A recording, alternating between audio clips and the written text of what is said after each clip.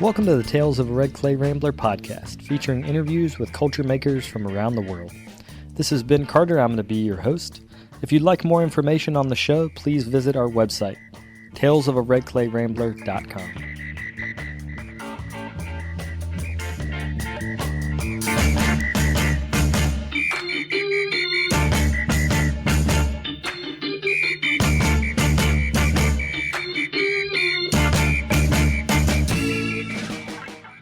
Welcome back to episode 393 of the podcast. Thank you guys for tuning in.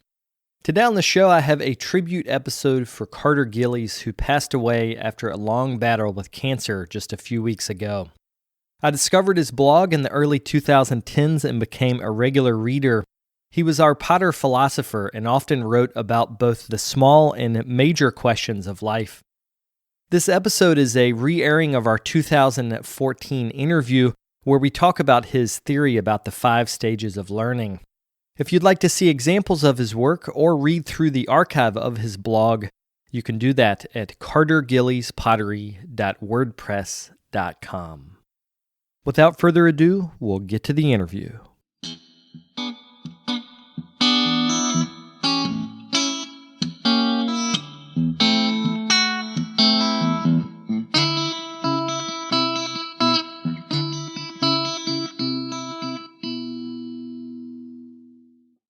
And your background is interesting, and we talked about it a little bit, but about how you came here to study philosophy and ended up being a potter. Yeah. I'm so glad I took this turn. We talked about how philosophy is just so in your head. People have even described it to me as you can get deep enough that the earth floats away beneath your feet and you're just floating in space. I'm very familiar with that. So can you talk a little bit about studying philosophy? Yeah, I guess so. I'm not really sure that's something that is that important to me anymore. But I think the reason I first moved into philosophy was that I had studied anthropology in my undergrad as a major and was really curious about the different ideas of what it means to be human. And it felt to me that a lot of the questions that they were asking were not really being answered very well. And that, in fact, in philosophy, some of the same questions had been asked and I answered a little bit better. So I kind of shifted my orientation from studying anthropology to looking at the questions from a more philosophical point of view. So I guess really my interest was in the nature of what it means to be a human. That led me to Athens. Because the reason that I ask about your philosophy training is that I think you're one of the best thinkers and writers in our field in terms of your blog. Because many people read it. You're kind of like when we need to. I feel like when the blog community needs to go deep, you're where we go to go deep. And not every blog is like that. Like some blogs are mostly images, and that I feel like is a very light approach. And I think that that's great. I think we need both. But absolutely. I can totally tell in your writings that philosophy was important to you or important to the way you think, because you will write around the subject and give a sort of an explanation in 360 degrees. That's exactly what I try to do. Yeah. And that's so helpful. Well, thanks. Yeah. I mean, as you can tell, I guess I'm still fascinated with, what it does mean to be human. And I think, especially from an artistic standpoint, creativity is really what helps define us as human beings quite a bit as well. So, so I think thinking about that kind of question is really something that I'm still very interested in. And I love the idea that, like, when you were talking about thinking about being a human being, I think pottery is about being in a body. That it's all about the experience of the world through the senses. And of course, eating, taste, the touch, the weight, Absolutely. The smell of food, it's so much about the body. So how do you believe your philosophical, but also anthropological training led into you being a potter? Well, that's actually probably not a direct line. It was certainly more direct going from anthropology to philosophy. But I think when I moved into pottery, it was actually as a break away from philosophy. Yeah, I had been studying, I guess, for about a year and a half into my PhD, and some friends who were in the ceramics department at the time decided that I needed a break from what I was doing in philosophy. I guess I was studying philosophy and was really very caught up in my own head, and the ideas that I was thinking about. But the problem for me was that I didn't really see what effect that had in the greater world, so it didn't really make a difference to anything outside myself.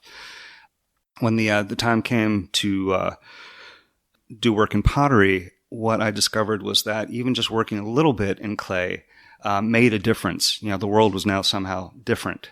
And that was just an amazing experience, an amazing discovery for me. And I feel really grateful that I was able to take advantage of the time that I had in my studies for philosophy to actually do something that was not philosophical. So that break was definitely something that I needed at that time. Because thinking about thinking sometimes is a rabbit hole, and I think actually the way this relates to a lot of potters is that they get critical of their objects, whatever they're making, their pots, their sculptures, their whatever. And then that criticism leads to criticism of themselves. And that is a broken loop of self-destruction. Spiraling downwards. Totally, because you can really think your way out of a great body of work because it's either not clear enough in the beginning, like you can't explain it. Therefore, somehow that lack of putting your finger on it maybe leads you into that self-doubt. Or you can just have one bad critique with someone, just one bad critique. I've had those. Totally. And so it's interesting to think about that relationship between the way we perceive ourselves and the objects that we make. And you being trained as a philosopher and an anthropologist, I think it's helpful to see that thinking is separate than doing. Yeah, absolutely. Absolutely. And also how we judge things, I think, is so dependent on where we're coming from. So if you put yourself in a different position with a different starting point, then where you end up can be entirely different. So, that gives you a little more freedom, I think, if you understand that. Yeah, and I think it gives you permission to stop doing something for a while and change your starting point, and come back to it, because I swear there's this thing that happens in my studio where I'll make an object or a pot or even an image, and I won't have enough of that idea to start it, but I'll come back 5 years later, look back at my sketchbook or whatever I was looking at and go, I'm totally making that now. That is a great perspective. I love that. Yeah, and I think the idea of permission is hugely important. You have to give yourself permission. And I think that also kind of leads to what you were saying about clarity. If you have too much clarity, then you're kind of stuck. You're not willing to actually look beyond that. I think, the more clear things are for you, the more you're kind of led by your convictions. And that actually is counterproductive to curiosity. That's interesting, that relationship between conviction and curiosity, because a lot of times there's philosophies get people into making things. So like, for instance, people read Yanagi and learned about Minge, and then it was the philosophies that was first. Then the making was second. But that philosophy that he was writing about was so integral to Hamada and Leach actually making. Like, it was their making that was fueling that. Even though he wasn't necessarily a maker, it was those connections, those conversations, and all of that. But if you start with a philosophy first, I think it's making those constructs that we work within maybe a little bit too rigid. Yeah, you can build a fence around yourself. Yeah. When you were in school at Georgia, you ended up coming back to do a master's in clay. Yes. And you told me about this amazing lineup of teachers you had. So can you talk about that sort of like 3-year period? Wow. Yeah. I was in the right place at the right time for being a potter. Ron Myers was just about to retire when I first started taking classes. So some of my first exposure to clay was with Ron. And right after he retired, they were searching for his replacement. And in the year that it took to find his replacement, they had Michael Simon teach for a semester, Linda Christensen teach for a semester, Gina Bobrowski teach for a semester. It was amazing. It was an incredible experience. And so those experience of switching teachers, at that point though, you had skills, you were a maker. But how did you reconcile these different philosophies of making and what they were talking about? Did you ever have trouble where you thought, this person said this, but in my head I can't reconcile that with what that person said, but I still like them both? Well, to be perfectly honest, I don't think I was in a position where I understood that much about what I was doing. I was, I guess, still coming out of my time with philosophy and really just making pots because this is what I love doing. So, my motivation was almost entirely from the source of my joy about making pots, and thinking about why I was making pots was something that I had sort of abandoned at that point. So it's actually taken me a while to get back to the point where I could seriously think about what I was doing. But my first few years of making pots, it was pretty much the break that I needed from doing philosophy. So thinking with my hands, basically, was what I was allowing myself to do. How did you feel like that your work developed during your MFA?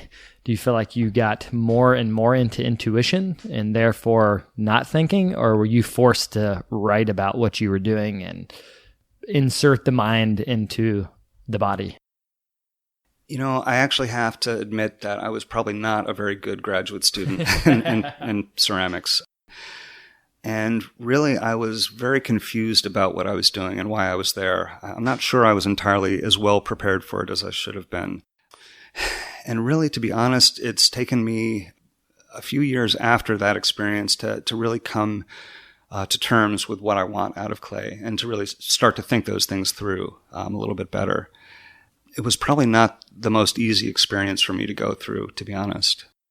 At what point did you feel like you were comfortable in your own skin while making? Yeah, it's a good question.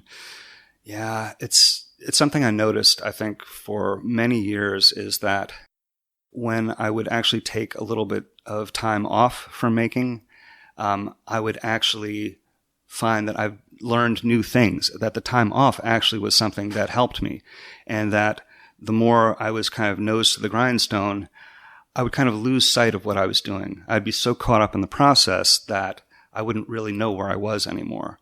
So I think, that whole period was one that I didn't feel very comfortable with, what I was doing so much. But a few years later, what I discovered was that I could actually come back to making pots after, maybe a month or two off, and I would know exactly where I was. I would have, complete mastery of what I wanted out of the clay, and I could get there. It was really great experience for me to discover that about my process, that I had been led to this area that I was very comfortable with. Because I feel like because you write a lot about your thinking that you'll understand this question. But what are the dynamics, do you think, in our brains that are working when you are obsessively practicing a hand skill and then you stop and then later you have mental clarity? Like, how do you think that works? Wow. Because I've noticed that too. In fact, I'm in that right now because I took a break to build a studio. Right. And it was about maybe 3 or 4 months. And it was after a very intense studio session this summer. So this last summer. But I feel like that. Like I'm so much clearer now. But I don't know why that's happened. I just know that it has happened. Yeah. Well, maybe it has something to do with that whole idea we were talking about with curiosity and confidence or conviction being on opposite sides of the spectrum. I just think that, when you're operating from a standpoint of what you know about the process and, working within that, you're sometimes maybe held up by what you do know. And if you take a break from that, then you're immediately thrown into a world where it's different. And, it's an area where you have opportunity now, and, possibility and potential is out there. So, it's a very different side of our being, that we can then explore. And it seems that, if you are kind of stuck in that one area of your expertise, then, you really aren't looking so much outside that. But if you give yourself the opportunity to step outside of that, then, just by, force of that procedure itself, you're opened up to a whole new realm. And I think, that really kind of points to a difference that I've been reading about recently, where, people can have two separate mindsets that they approach things with. One is a kind of fixed mindset, and the other is oriented towards growth. And I think that if you are kind of stuck in the fixed mindset, then you have limited yourself in a way that isn't very productive. But if you're in a growth mindset, then you allow yourself the opportunity to discover and to explore. And I think the fact of taking a break from yourself allows you to step into that other mindset. That's so amazing, because that makes sense to me, that it's learning by comparison. That you're accepting the growth stage as a thought process when you stop the activity, because the activity is so engrossing. I think making pots is so physically demanding in terms of our attention that it might dominate the brain in a different way than, say, the growth stage, which is a reflective stage, which is a stage of sitting back and allowing sort of those puzzle pieces to slowly take shape. Yeah, absolutely. That's a good way of phrasing it. And I think a lot too about how sort of the fight or flight syndrome goes into learning. If we can compare like making pots to running, when you're running, there's a certain level of thought that you have about anything that's happening. It can be meditative if you are running by yourself. But the moment that someone starts chasing you, even though you're doing the same activity, your brain goes into a different state because you go into fight or flight. Either you need to turn around and face that, or you need to keep running faster. Right. And it's interesting, the more you're in the flight stage where you're actually in a state of tension or fear, your level of thinking starts to drop to the very basic human processes. Yes. So things like body functions start to slow down, digestion starts to slow down, all these things start to slow down so that you can just exert as much energy as you can to get away from whatever's attacking you. And I think the way that applies to pottery making is that if you were doing in your studio the repetition of making and making and making, and tension is building because you have a show deadline coming up, your thinking is actually, as you get closer to the show, getting less and less productive because the fear is getting higher. That's a great way of phrasing it. And so your brain is actually starting to shut itself down. But then after the show, when the show's in the gallery and you're walking around with your friends and you're exhausted and you look at those pots, that's why I think you learn something different, because you're not in fear anymore, because it's already happened. Yeah, I think you're right. So everyone should take a break. Yeah, that's a good lesson. One of the things that I love about your process now is not only your pots, like we were out in the studio and I was saying about how I love this surface based on the way you're working, but also that you're very conscious as a blogger. So when did you start blogging? Like, when did all this begin? I think it was maybe 3 or so years ago. And to be honest, it was not something I really even imagined I would be able to do. I'm actually very naturally a shy person, so it's kind of hard to put myself out there. But I had been paying attention to potters' blogs for a few years at that point, and I was actually encouraged to get the advice of a potter blogger, Scott Cooper. He seemed like the smartest guy out there, and that he would have some insight on some of the issues that I was dealing with at the time. So I sent him an email, and we've struck up this amazing conversation and friendship over the years. And if anyone's to blame for me blogging, it's Scott, as he encouraged me to do it. So, I'm glad that he did. Well, thanks. Me too. And so that would have been 3 years ago. It would have been 2014. So it's 2011, 2010, somewhere around there. That's interesting because you must have just started blogging and then just exploded in terms of like being able to really get it out there. I mean, I think about reading your blog. It must have been right around when you were starting then, because I started about the same time, like 2009-ish, somewhere right around in there. But what do you feel like you get out of blogging? Well, and this actually may contradict a little bit of what we were just talking about before, but I think the process of blogging for me is a way for me to kind of figure things out. I don't actually have all the answers, but I've got questions. And the way for me to kind of figure out what those questions mean is to kind of stick some answers out there and figure out what actually makes sense. So for me, blogging is a way for me to think about the issues. And instead of sort of, getting in this little rut where, you're that focused, what it's been for me is actually kind of liberating, and it allows me to just pick up different thoughts and see where they lead. So for me, it's actually a great way to address topics that I'm interested in, to see what other people think.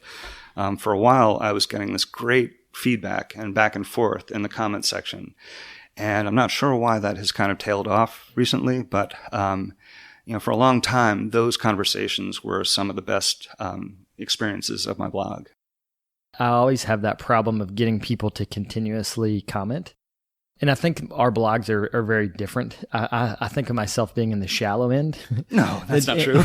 But in terms of you can casually read and casually leave. Do you know what I mean? As to where yours, I feel like when you're reading it, if they're going to comment, they probably have to stop and think about what you said before they write their comment. But it's interesting too, in terms of that idea of bringing people into your studio virtually. So, for instance, when you're writing about a topic that's interesting to you, and then someone comments on that topic, it is literally as if you are having a virtual connection to them being in your studio space. Yeah, that's great. That's amazing. It's invaluable.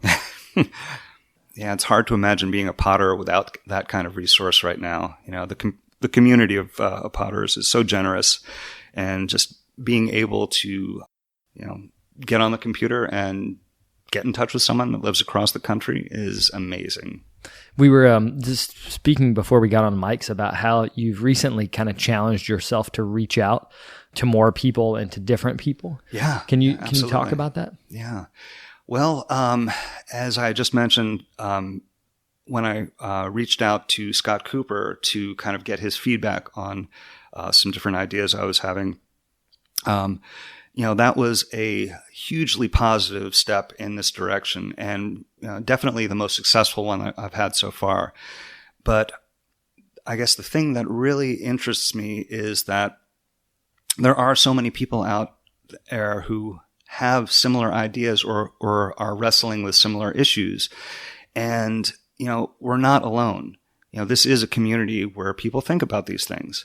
So, what I've had to force myself to do is to be a little bit brave, a little bit courageous. And if it's someone that I respect and admire, then I am willing to put my foot in my mouth and embarrass myself, but, just to see what they think. And so I've contacted a lot of different folks that I've struck up conversations with, and it's been a lot of fun. And how often do you get response back? Do you feel like you always get response back?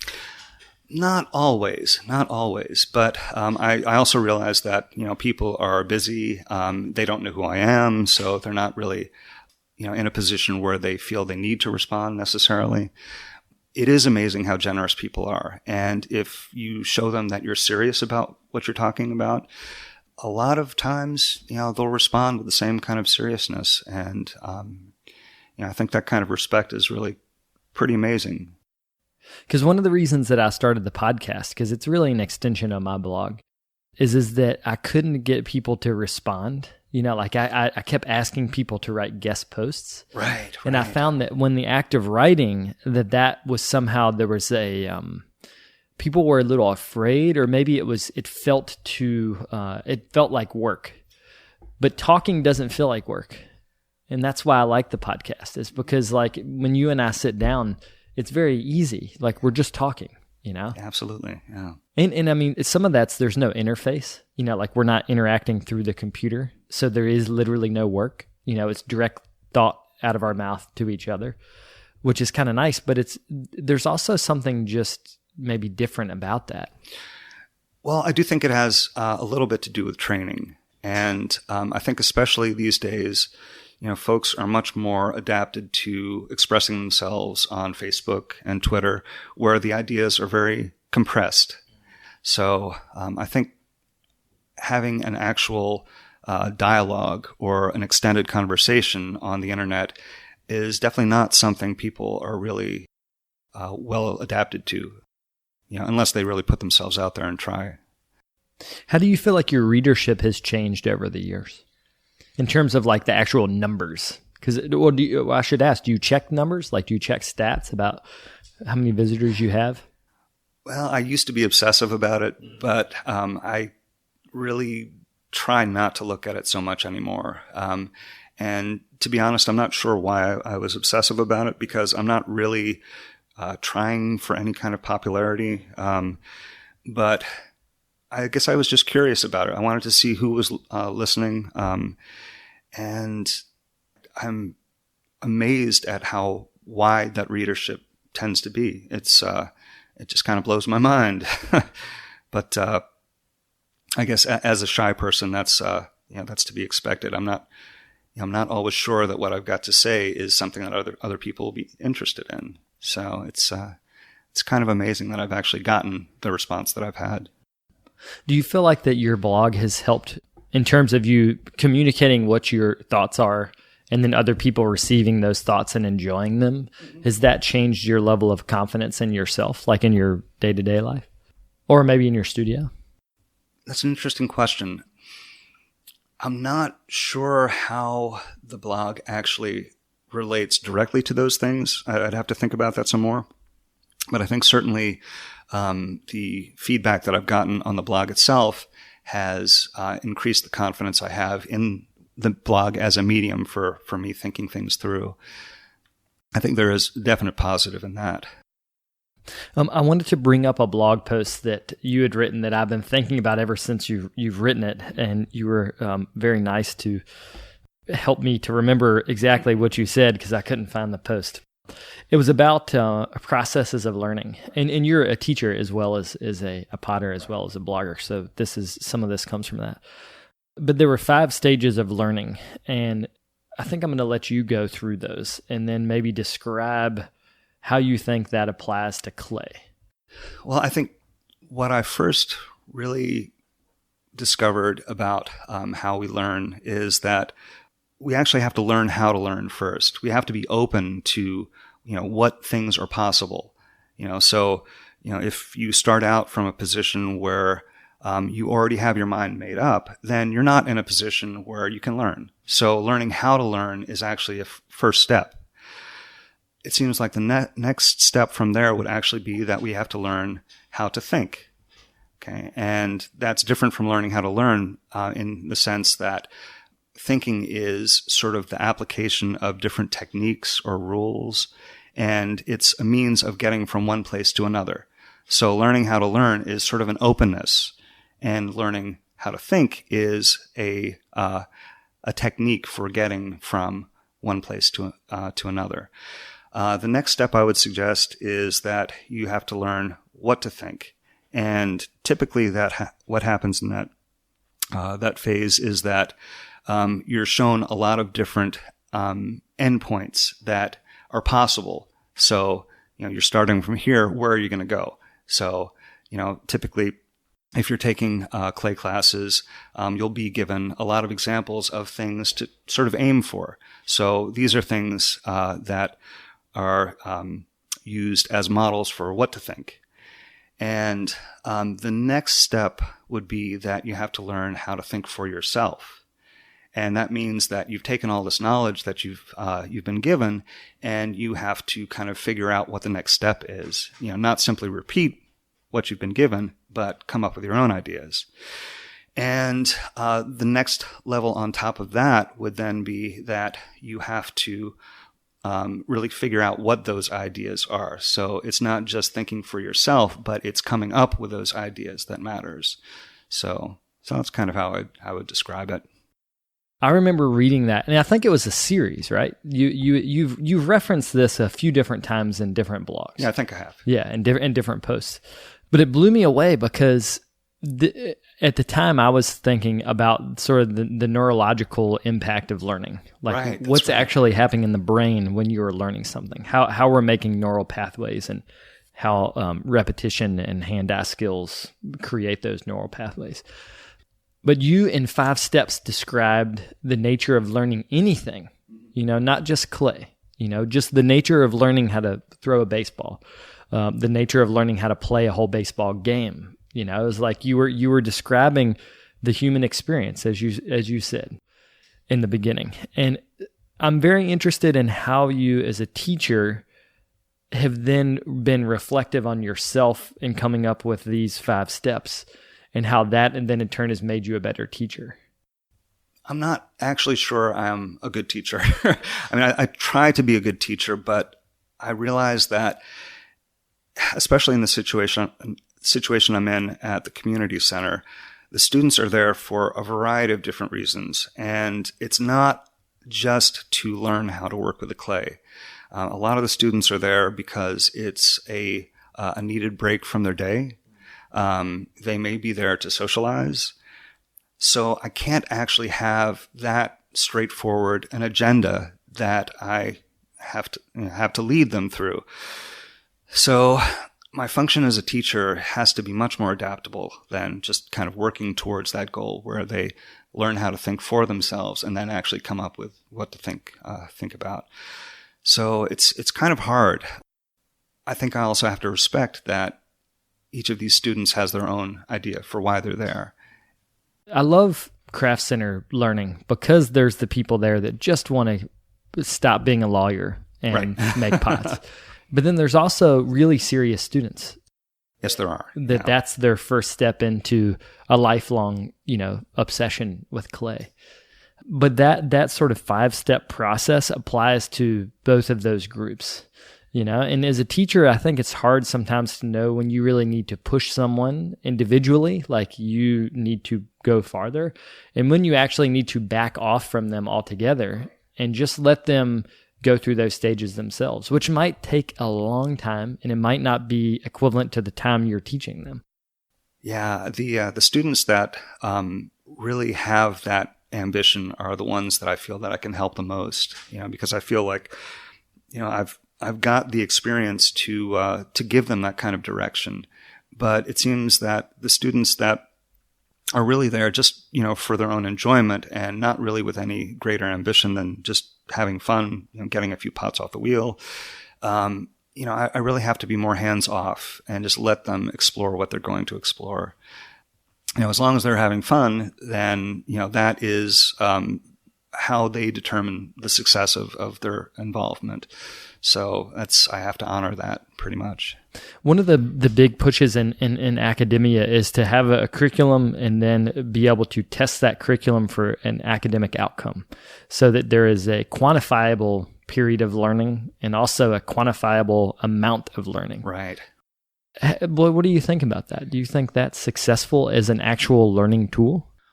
Well, I mean, I think it fits pretty well into the idea that you have learned how to think and then also learn what to think, that first step of learning what to think. You're given the criteria for the grades, and if you measure up, then I think that is a legitimate step along the way. And what it seems to me, if I can sort of analyze this in terms of my own experience, is that I think when I was in grade school, maybe I was learning how to think. And in high school, I was maybe learning what to think. And in college, I was learning what to think or how to think for myself. And then in graduate school, I was learning what to think, having thought for myself. So I think, depending on what stage you are in your life and in your experience, these different stages are going to be appropriate for you. So, I mean, I think if you're not really ready to do a lot of thinking for yourself, just because you don't have a good background in what kinds of things are possible, then I think it doesn't really do you any good to think for yourself at that stage. Yeah, like you're just not ready for the information. You're not ready to take that information and take it to the next level. Right, exactly. Yeah. Yeah, and I wonder about that a lot with undergrad education specifically, because when you're at that stage, when I was at that stage, I wasn't fully formed physically, I wasn't fully formed mentally, but I was taking in a lot of information, and it's interesting at 18, that's sort of that first well, I mean, some people get it in high school. I don't know if I did, but I feel like that in university, I had that experience of the world really opening up for me, where I was like, oh my God, this is a huge world. There's so much to learn. Right. Absolutely. But I wonder if you're 30 when you have that, in terms of if you have that breadth of information, how you digest that information would be totally different. Because at 30, you're fully formed. Your personality is different in terms of being more complete. Not that you don't change your whole life, but comparing an 18-year-old to a 30-year-old, there's a lot of changes in the body that make the learning process different. Right. And actually, I think the 5 stages that I described, they're not separate and they don't necessarily one follow the other. It's all sort of kind of thrown in together. And, I think you're right because, we still do learn so many things about ourselves. And by changing, we also change how those things reflect on us. So, yeah, so I think it's, it's definitely something that is, I lost my train of thought. Yeah, sorry, the cat meow got me going too. Yeah, I think the more information you take in, the more information you have to enhance how you are able to think for yourself. And that, in turn, reflects on what things you then come up with as a result of that. How does that process work for you now in terms of your continuing education as a maker? Because now, you're in your studio, you're by yourself, unless you invite a friend over. So it's a more solitary experience. Well, it is and it isn't. And actually I think this way of talking about it really does shed a little bit of light because I do try to be open to what other artists are doing. I really pay attention to what artists are making these days. And I'm just amazed at the variety and the quality that is out there. So, as all of this information is feeding into what I'm looking at, that in turn gets digested and I start to, figure out how that relates to what I want to express. And, so it's this feedback loop where, I'm looking and I'm digesting and then I'm expressing. So I think that continues with each new bit of information that comes along. Do you feel like intuition is a part of every one of those 5 stages? Or do you feel like intuition is more valuable at the 5th stage where there's some reflective aspect of your learning going on? I think you're probably right that it has much more to do with that 5th stage.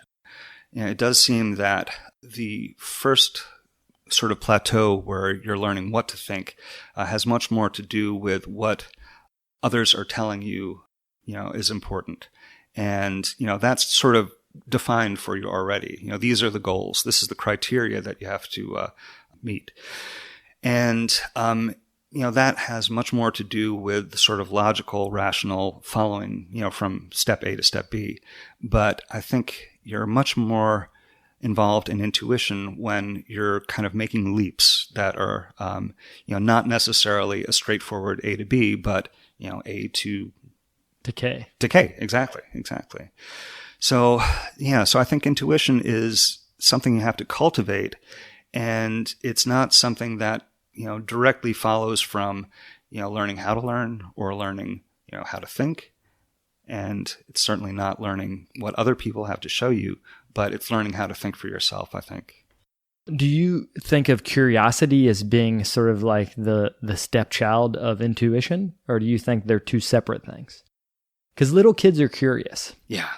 And they're curious and they're creative in an illogical way, which I enjoy. Oh, me too. Because they'll, purple dragons and railroad cars go together in their world. Do you know what I mean? Absolutely. And I think that is a great observation because, at that point, the rules are not really written. It's very much open to interpretation.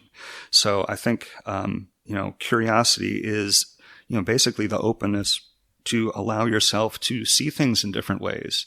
And intuition is, a way that you make that jump, to that unknown. This stuff is fascinating. And I don't often, actually this trip, I've had some great conversations about intuition. I ask people about intuition all the time. Like it's one of my life questions, not always on mic, but just in general, because I'm interested in it. Yesterday, I was talking to a woman that teaches at UGA, and she said that the thinking mind is not, how did she put it? That the art you make from your thinking mind is not as successful as your intuition. That's interesting. Yeah. And I was not expecting an academic to say that, because I feel like not all academics, but the intuition, because it's so hard to quantify, is not as easy to have in an academic curriculum. It's not as easily controlled. I mean, you don't really have the kind of predictive power of knowing what comes next. So how do you think about that? Like, do you feel like that intuition, art that comes from intuition is inherently different than art that comes from didactic communication, where you're doing A plus B equals C? Well, I do think it's different. I don't know if it necessarily means that one is more successful than the other. I mean, I think you can achieve different kinds of success depending on what things you're doing. And it's not just limited to one or the other.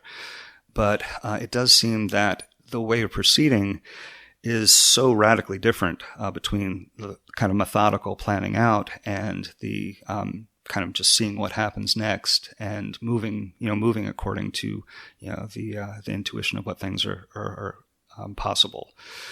So, I think there's more risk involved in following your intuition, and maybe it's that the risk itself is something that leads to a greater potential for success. And for instance, if we're just following the kind of methodical, rational process of what we can kind of map out and plan out, I think we're kind of limited in what we can get because our imagination only goes so far. We can only see, what things are available to us. And that means that, any kind of success that we have is narrowly circumscribed by that. But if you kind of allow yourself to think outside of that and allow intuition to open those doors, then you can fail. You can fail greatly, but you can also succeed in different ways that were not, open to you otherwise. One of the things that's hard to deal with as a potter is that we're making an object that's sold. A lot of times galleries or customers want reproducibility. Right. And how does that work into the grand failure in your mind? Well, I mean, I think actually this is a good way to take this conversation because I think it directly reflects what you were talking about with the flight aspect. Oh, right. Focusing. Because I think when you have that kind of pressure on you, and that pressure, in the selling market most often comes to a sort of predictability, where you have a signature style or you have some kind of conformity or coherence to the work that you make. I think that really kind of impedes your ability to find satisfaction and express yourself in sort of in intrinsic ways. You're sort of making more for the market rather than making for your own joys. And do you feel like that making for the market, I guess one of the questions is when you have that product line, that reproducible style, that's a necessity of making a living. But do you then break it down and say, this work is for selling and this work is for growing? Or do you just sell what you do when you grow? I think that's a great way of talking about it. And I think that for the most part, many of us potters and artists in general end up on the side where we kind of box ourselves into this position because we need to make a living. And I think that a legitimate question is whether that's necessarily the case. I'm not convinced myself that it has to be that way. I do admit that, there are all of these outside pressures that really want us to kind of become that, become predictable. But playing the game according to those rules, it validates that way of looking at the world. And I think if you buy into that system, then you're kind of reinforcing it. And I just wonder if there aren't other options that we could have that don't require us to be that predictable. For instance, I think if you move in the sort of gallery world, there is that kind of pressure and it's very obvious. But I think if you explore opportunities outside of that, it becomes more of an open question because it's not something that's settled. So for me personally, I really have an aversion to boxing myself in. So I try not to limit myself in that way as much as I can. I try to be open-minded about what I'm making. And sometimes that means that the things that I make won't sell. And I kind of have to live with that. But the danger that is on the flip side of that is that if I only make the things that I feel will sell, then I've kind of forced myself into that box, and I'm not comfortable being there. So is selling directly through the studio a way out of that? Or say Etsy, where there is no aesthetic?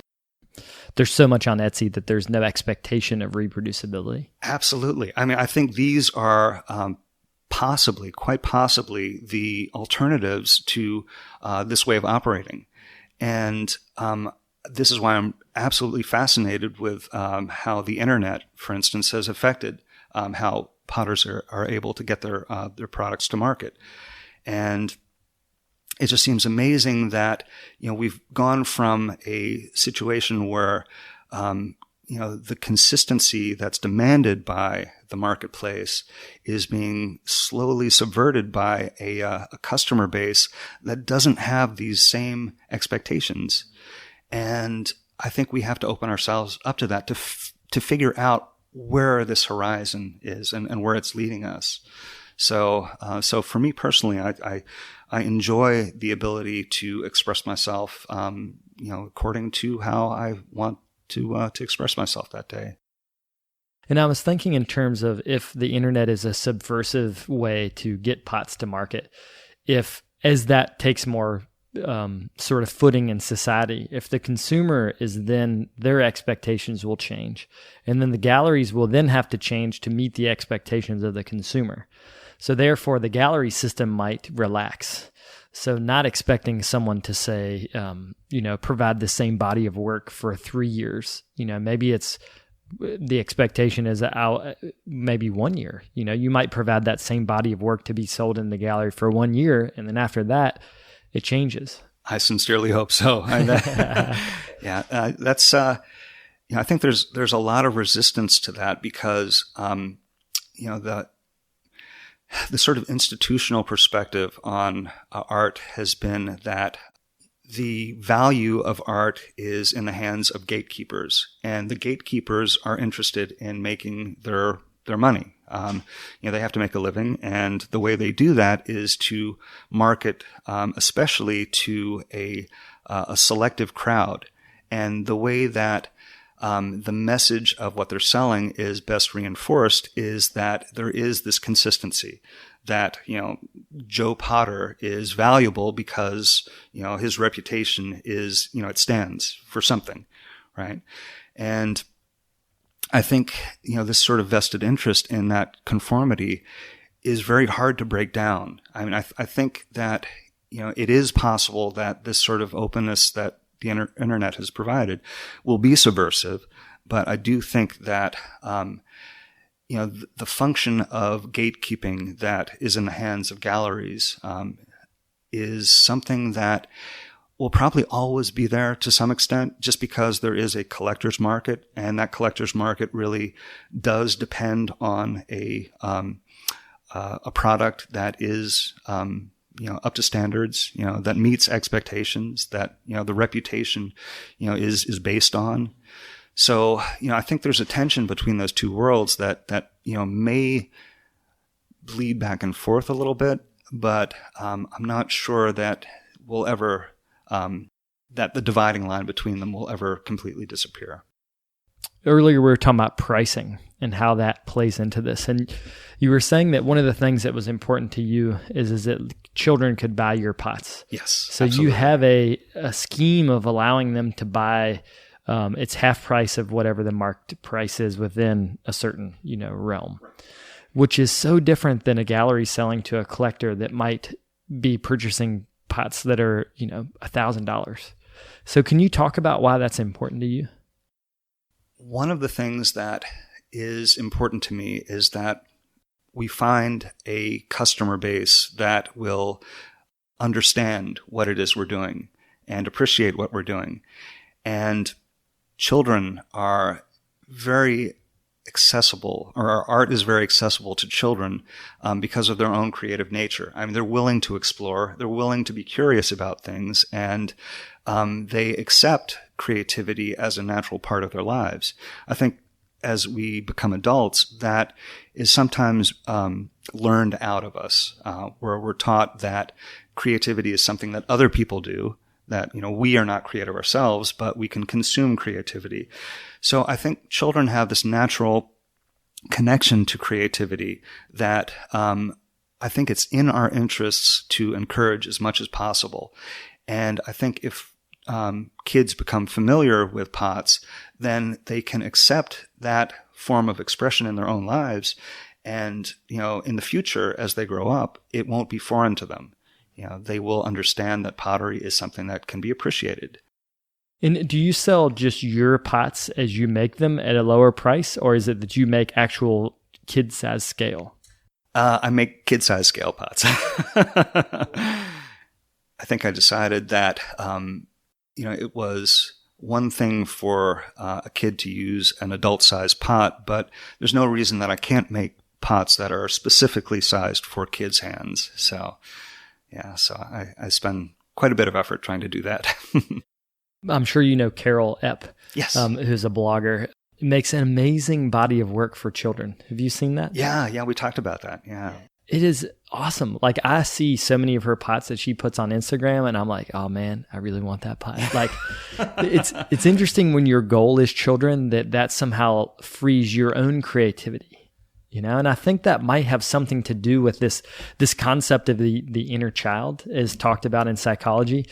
Sometimes that is a little bit deep, but on a practical level, that concept of the inner child means that we all like to have fun in a childlike way. And all of us have an idea of what that is, whether that's like rolling around on the ground with our nieces and nephews, or whether that's making pots for children. There's some part of ourselves that I think enjoys that. Oh, absolutely. I mean, I think it reflects the sort of innocence that, we can all enjoy. And the more we're surrounded by rules and restrictions and the things that we have to do to get by, the less that innocence really has a part in our lives. So I think you're right. It's definitely something to cherish. I wanted to wrap up talking about your pots, the ones that you have, your collection, because you have so many beautiful pots. It's great also to see that your pots, a lot of are, wood-fired browns. But then the room we're in, is really bright green.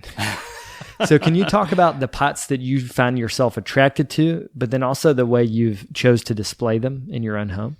Oh, that's interesting. Yeah. I agree that the pots that are in my collection are pretty much atmospheric fired, a lot of wood fired, some salt fired, some soda fired. There's not a whole lot of decorated pots, but there are a few that I really enjoy.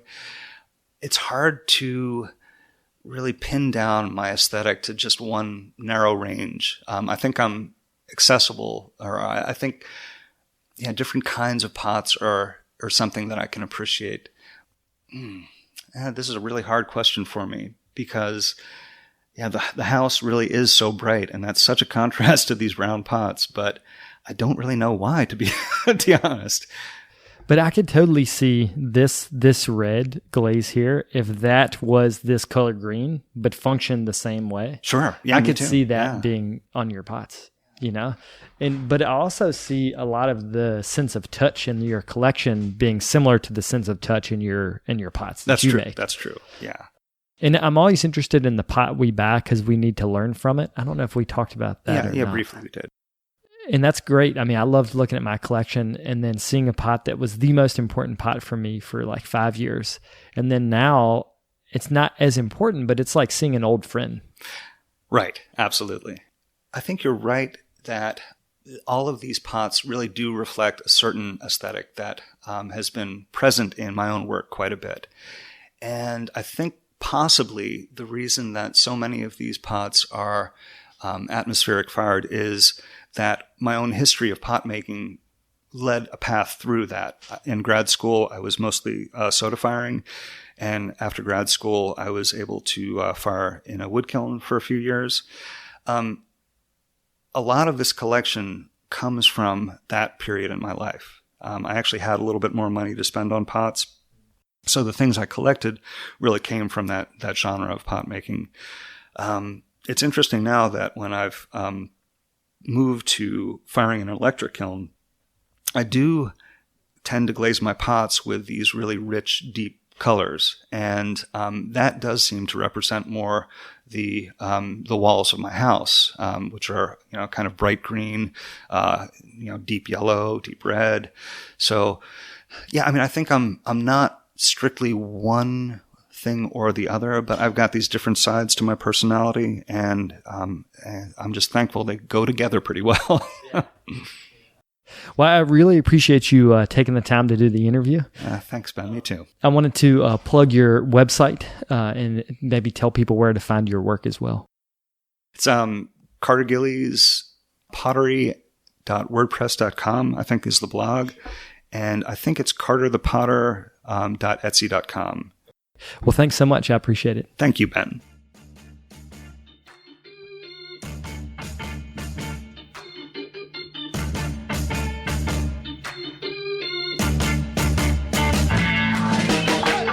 If you'd like more information on the artists on the show, or if you'd like more information about the workshops and events that I'll be having in the next couple months, you can follow me on Twitter, Instagram, and Facebook under Carter Pottery. Another great way to support the show is to leave me a comment on iTunes. To do that, search Tales of a Red Clay Rambler under iTunes Podcasts, and you'll find a page that's linked to our show. Thank you guys for the support.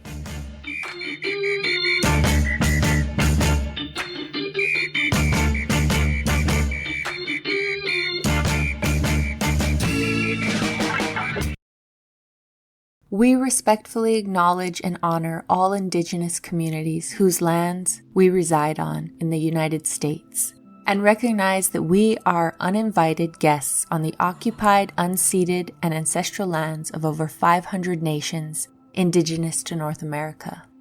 By acknowledging and reflecting upon the contemporary lived experiences and histories of the Indigenous peoples here and globally, we may begin to take essential steps towards creating a more equitable world. Learn more through the hashtag Honor Native Land initiative of the U.S. Department of Arts and Culture, and consider contributing to Indigenous-led organizations doing important work to further health and wellness, sovereignty, and self-determination of the first people of the lands you reside.